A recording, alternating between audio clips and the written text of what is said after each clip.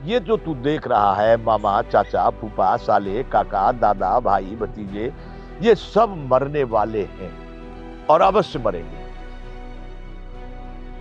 इसी तरह से संसार के जितने भी उत्पत्ति वाले वस्तु हैं वो जरूर नष्ट होंगे। इसलिए तू इनके लिए शोक मत कर, क्योंकि निर्णय करके हम लोग यहाँ युद्ध में आए हैं। इनको युद्ध करना इनके लिए अनिवार्य है। उसमें कौन मरेगा कौन जिएगा ये तेरा विषय नहीं। अंतवंत इमे देहा नित्य शोक्ता शरीर है, अनाशिनो अप्रमेयस्य तस्मात् युद्धस्व भारत।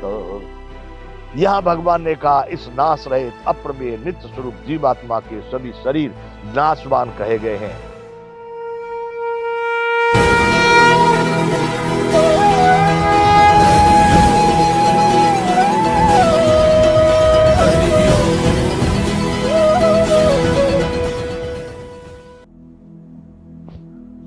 जय विश्वबंधु।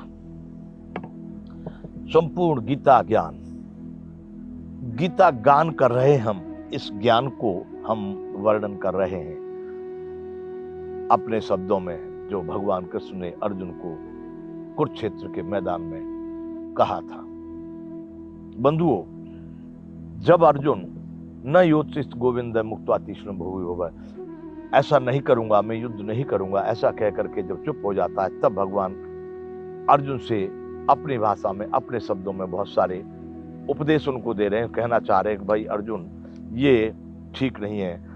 तब भगवान ने शुरू किया है कि असोच्या नाम सोचत्म प्रज्ञावादांश भाष्य गतासून चनानुसोचन पंडिता, न तू सोच करने योग्य के लिए शोक करता है और पंडितों जैसी बात कर रहा है। ये तेरे लिए, जिनके प्राण चले गए उनके लिए या नहीं गए उनके लिए पंडित लोग, पंडित यहाँ पर कहा जा रहा विद्वानों को, योगियों को, वो उसके लिए शोक नहीं करते। नत्वेवाहम जातुनासम न तुम नेवे जनाधिपाः न चैव भविष्यामि सर्वे मय मतः परम। वह भगवान कहना चाहते कि देख, ऐसा नहीं कि कभी किसी काल में मैं नहीं था, या ये राजा लोग नहीं थे, या अथवा तू नहीं था, ऐसा किसी काल में नहीं था। और ऐसा भी नहीं है कि इसके आगे अब, और ऐसा नहीं होगा कि इससे आगे अब हम सब नहीं होंगे। पहले भी थे, आज भी है, इस शरीर के बाद भी होंगे। इसलिए देहेनो यस्मिन् यथा देहनो अस्मिन् यथा देहे कौमार यौवनम तथा देहांतर प्राप्ति धीरस्तत्र मुह्यते। जिस तरह से इस देह में, इस शरीर में बचपन होता है, जवानी होती है, बुढ़ापा होता है, उसी तरह से दूसरा शरीर भी इसी में, इसी आत्मा को प्राप्त होता है। इसलिए इस विषय में धीर पुरुष मोहित नहीं होते। मात्रा स्पर्शात कौन्तेय शीतोष्ण सुख दुखदा आगमा पांडित्य तंत्र भारत। हे अर्जुन, सर्दी गर्मी और सुख दुख रूप को देने वाले ये इंद्रिय और विषयों के संयोग तो उत्पत्ति और विनाश वाले हैं। इंद्रिय और विषयों के संयोग, यहाँ कहना चाह रहे हैं इंद्रिय, आंख, नाक, ये ज्ञान इंद्रियां हैं 5, इनके विषयों से जो संबंध होते हैं, विषय है रूप, और रूप में जो भी कोई चीज आने वाली है वो सभी विनाशवान है, नाशवान है, अनित्य है। इसलिए ये तो सब विनाशशील है, अनित्य है। इसलिए अर्जुन, इनके लिए शोक करना किसी भी तरह से उचित नहीं है। इसलिए तू इनको सहन कर। आगे कहते हैं यमे न विचिंत्य पुरुषम पुरुषर्षभ सम दुख सुख धीरज सो मृतत्वाय कल्पते। क्योंकि हे पुरुष श्रेष्ठ, दुख सुख को समान समझने वाला, सर्दी गर्मी को समान समझने वाला धीर पुरुष इंद्रिय और विषय के संयोगों से व्याकुल नहीं हुआ करते, वह मोक्ष के योग्य होते हैं। मोक्ष का मतलब मुक्ति, वो मुक्त हो जाते हैं। बर कर्म बंधन यही है कि ये खराब हुआ, ये अच्छा हुआ, ये होना चाहिए था, ये नहीं होना चाहिए था। इसी प्रकार के हमारे जीवन में अगणित बंधन है, उसमें जो जीव बंधा हुआ है, जो इस तरह के अनित्य नाश वाले पदार्थों में मोह नहीं रखता, वही मोक्ष के योग्य होता है। ऐसा भगवान कह रहे हैं कि नासते विद्यते भावो ना भावो विद्यते सतः उभयोरपि दृष्टवन् तत्त्वनियो तत्त्वदर्शी। अर्जुन, असत वस्तु का तो सत्ता नहीं है, मतलब अस्तित्व नहीं है, और सत्य का कहीं अभाव नहीं है। इस प्रकार इन दोनों बातों का तत्व ज्ञानियों के द्वारा निर्णय किया गया है। नासते विद्यते भावो ना भावो विद्यते सतः उभयोरपि दृष्टवन् तत्त्वनियो तत्त्वदर्शी। असत्य की कहीं सत्ता नहीं है, उसका कहीं अस्तित्व नहीं है, और सत्य का कहीं भी अभाव नहीं है। जहां है आप, वहीं पर आप पा सकते हैं। इस तरह से उन तत्व ज्ञानियों के द्वारा इस चीज का निर्णय किया गया। अर्जुन, अविनाशी तु तद्विद्येन सर्वमदं ततम विनाशमव्यस्यास्य न कश्चित् कर्तुमर्हसि। अर्जुन, इस प्रकार से तो नाश रहित तो केवल वह परमात्मा है जिसमें संपूर्ण जगत दृश्य मार्ग व्याप्त। ये जितना भी तुम देख रहे हो, आपके समझ में मन चित्त बुद्धि से लेकर के गौ गौ चर जहां लगे मन जाई, सो सब माया जानो भाई, ये जितना भी दृश्य मात्र है, ये सब जिसमें व्याप्त है, इस अविनाशी का विनाश करने के लिए कोई समर्थ नहीं है। अतः केवल वह परमात्मा, जिसको परमात्मा कहा गया है, वही अकेला नाश रहित है, जिसका कोई विनाश करने में समर्थ नहीं है।